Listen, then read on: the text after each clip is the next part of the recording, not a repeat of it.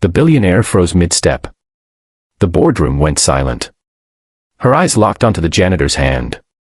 Not his face. Not his uniform. The ring. Her breath caught in her throat as a memory she had buried for 25 years came crashing back, rain pouring down, a starving orphan girl shivering in torn clothes, and a broken promise whispered under a flickering streetlight. If I ever survive this life, I'll marry you. But how could this man, a janitor pushing a mop, be the same boy who once saved her life? And why had fate brought them together again, now? No one ever noticed the janitor at Aurelius Global. He arrived before sunrise, left after midnight, and moved like a shadow through the marble halls where billion-dollar decisions were made. His name was Daniel Cole, a single father who scrubbed floors with hands cracked from years of labor and worry. He never complained. He never looked anyone in the eye. And he never removed the old silver ring from his finger, no matter how worn or scratched it became. That morning, the company's new CEO was scheduled to address the executives. She was young, ruthless in business, and already legendary, Elena Hart, the orphan who built an empire from nothing. Cameras flashed as she entered the building, heels clicking against the floor Daniel had polished only hours before. He lowered his head and continued mopping, unaware that destiny was seconds away from colliding with his past. As Elena stepped into the boardroom, she felt something strange. An unease she couldn't explain. Her gaze drifted to the reflection in the glass wall, where she saw the janitor passing behind her.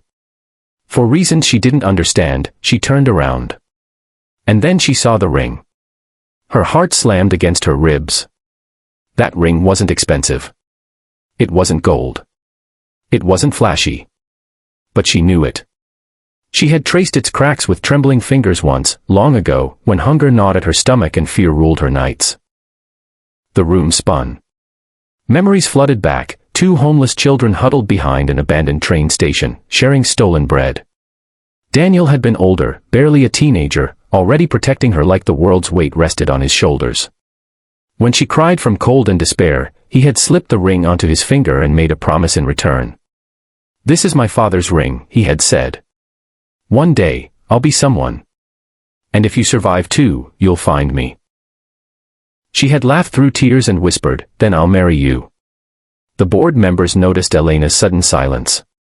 Someone called her name. She didn't respond. Her eyes never left Daniel's hand.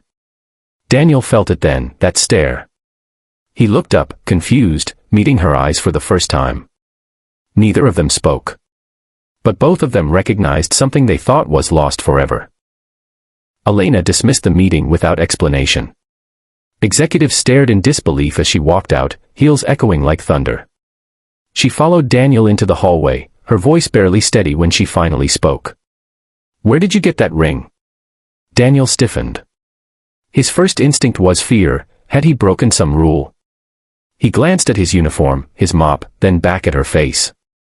Something about her eyes felt familiar. Painful. Warm. "My father," he said quietly. "It's all I have left." Her breath shattered. She told him everything, who she was, where she came from, the orphanage she ran from, the nights she slept hungry, and the boy who had saved her life by standing between her and a violent world. With every word, Daniel's defenses crumbled. The memories he had buried to survive came rushing back. "I looked for you," he whispered. "But life took me somewhere else." Daniel spoke of loss, of a wife who died young, of raising his son alone while the world moved on without him. He never blamed fate. He never blamed her. And that humility broke Elena more than anything else. That same day, Elena made a decision that shocked the business world.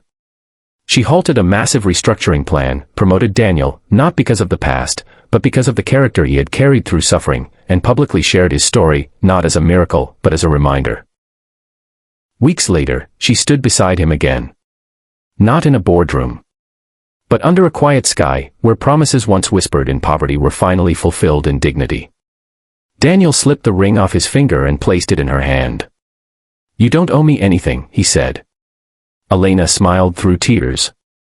"I owe you everything."